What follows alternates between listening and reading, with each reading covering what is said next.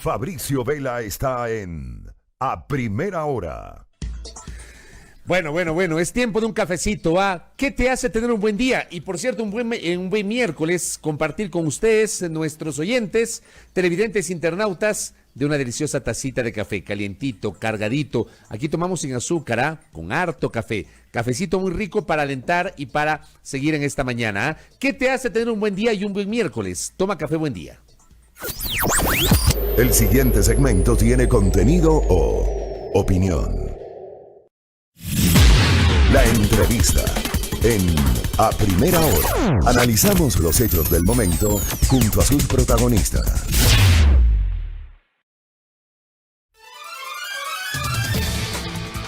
Muy bien, 8:08 en la mañana. Gracias por la sintonía, gracias por los mensajes, gracias por los saludos, gracias por la interacción, también por las críticas que recibimos, legítimas por cierto, en el ejercicio de la libertad de expresión.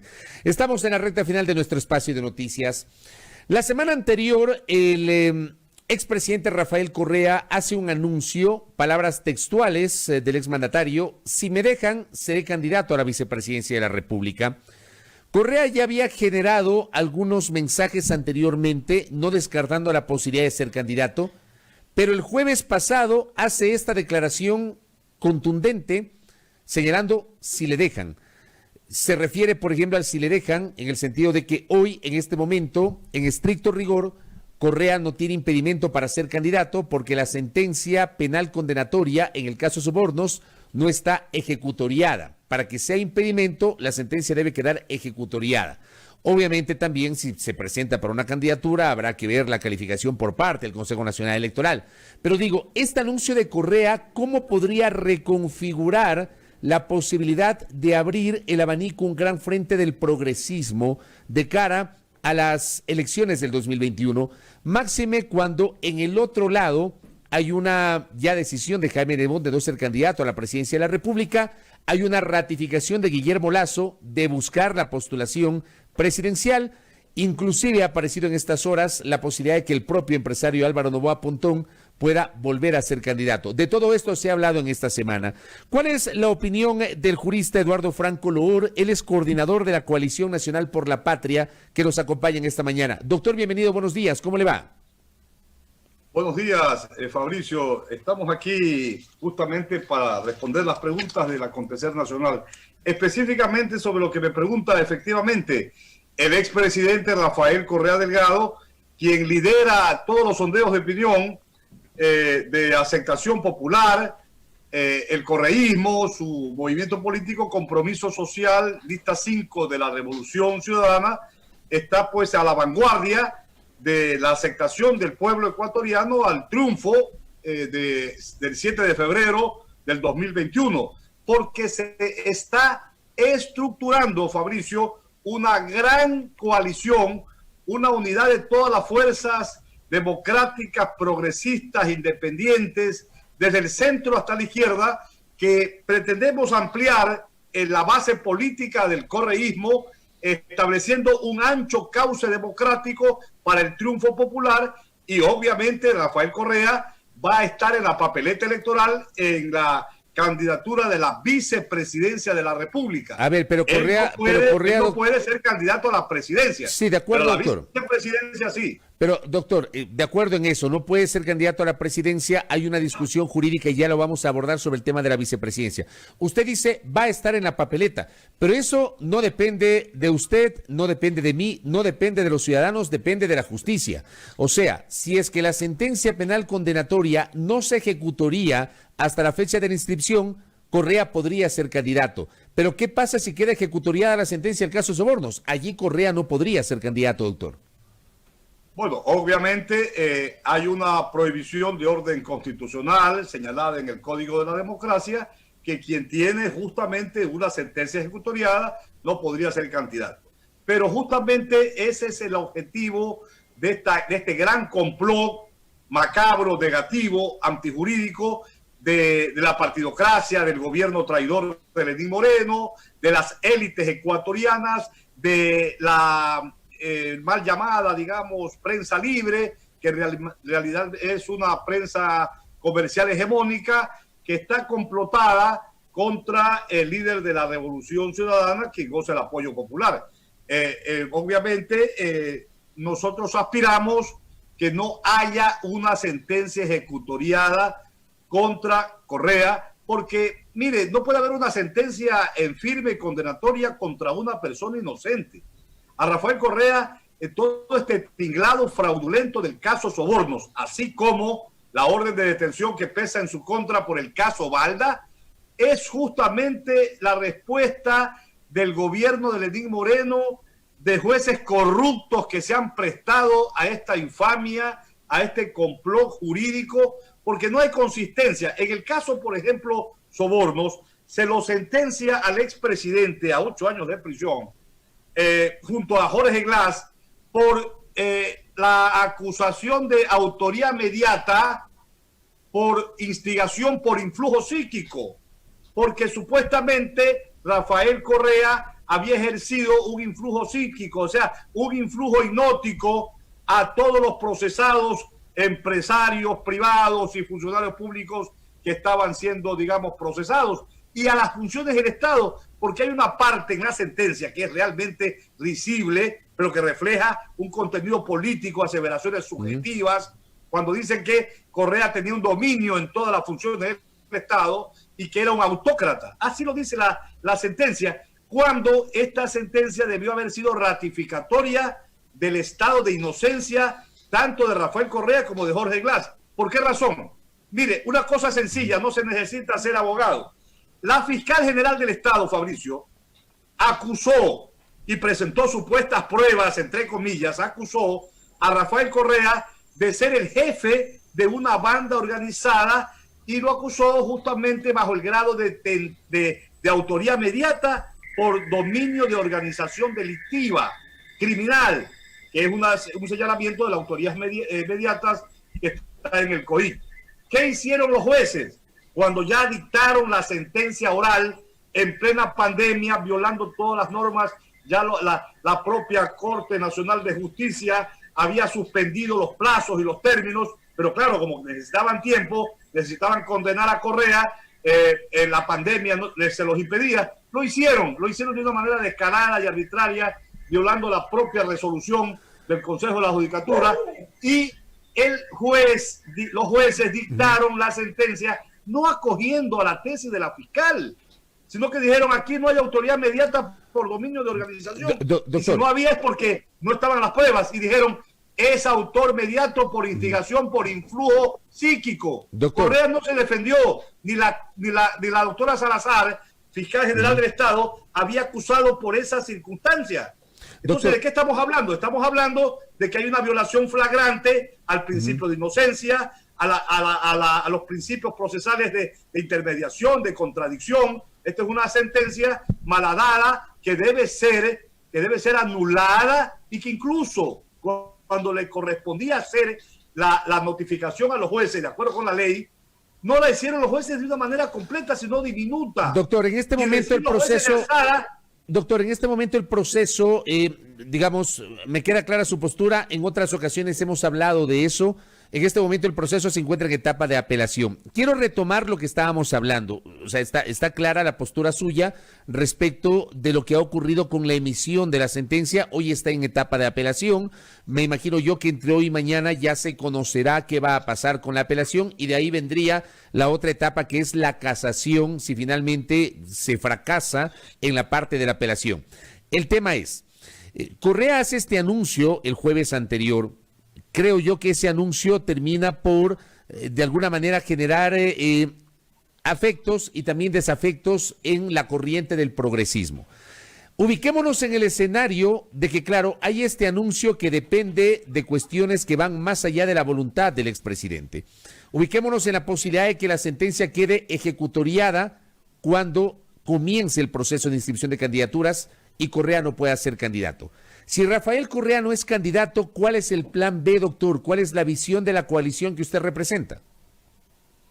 Bueno, es tesis de la Coalición Nacional por la Patria, siguiendo en ese escenario que nosotros lo dudamos que ocurra, pero si ocurriera, dada la perversidad humana y el afán justamente de destruir a la imagen política de Rafael Correa, no consiguiéndolo, por supuesto, no consiguiéndolo porque Rafael Correa, el pueblo ecuatoriano está consciente de que es víctima de una persecución infame, de odio, de calumnias, de difamaciones, pero en ese evento de que Correa no pudiera ser candidato, que yo realmente lo dudo, Coalición Nacional por la Patria, que forma parte de esta gran unidad por la esperanza, porque justamente se está estructurando con algunos movimientos políticos legalmente reconocidos y organizaciones populares y sociales y plataformas de lucha y fundamentalmente con agrupaciones de gente independiente, de gente de a pie que desean un Ecuador distinto, de respeto a los derechos humanos, que no pululen, digamos, la inmoralidad como ahora está se nota en todo el país. Nosotros consideramos que el gran elector, Fabricio, nosotros consideramos que el gran elector del Ecuador en las elecciones del 7 de febrero es Rafael Correa Delgado.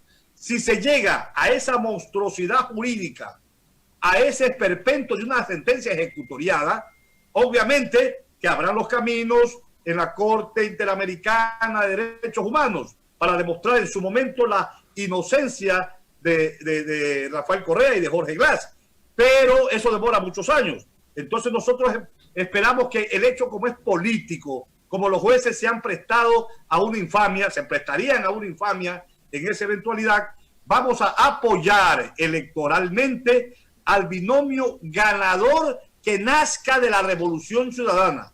El candidato a la presidencia de la República que nazca justamente de la aquiescencia y apoyo de Rafael Correa. El candidato a la República en medio de esta tragedia y estas circunstancias negativas. El candidato presidencial, desde su óptica, debe ser un militante de la Revolución Ciudadana o podría ser alguna persona de fuera de la Revolución Ciudadana, porque digamos, hay sectores con los cuales hemos escuchado algunos voceros que igualmente comulgan con la corriente del progresismo, como le llaman, han señalado que hay que buscar una candidatura de consenso. Hay gente que no comulga con el expresidente Correa, pero que se podría sumar a una gran alianza en pro de que el progresismo tenga posibilidades electorales. Por eso le pregunto, la posibilidad también de apoyar o de que el candidato presidencial sea alguien que no necesariamente milita en la Revolución Ciudadana. ¿Cómo ve usted esta posibilidad? A ver, Coalición Nacional por la Patria quiere dejar sentado de manera clara lo siguiente. En primer lugar, nosotros vamos a apoyar un plan mínimo de acción gubernamental viable, posible, realista, que recoja las aspiraciones de todos los territorios y cantones del país para que se cumplan, para que no ocurra como hizo Lenín Moreno, que traicionó el plan de gobierno y adoptó el plan de gobierno de la derecha neoliberal. Nosotros vamos a apoyar al candidato y a los candidatos que respalde a UPE e impulsen la campaña electoral en ese evento que usted pone que Rafael Correa no sea candidato. Vamos a apoyar, digo, al candidato de Rafael Correa, que va a ser el candidato de esta gran tendencia democrática y progresista. Ya el expresidente, ya el exmandatario ha dicho en innumerables conferencias y ruedas de prensa que ha emitido en los medios democráticos, alternativos y comunitarios, porque la gran prensa lo tiene vetado por el temor y terror que le tienen, dado que ellos están en una conspiración en su contra.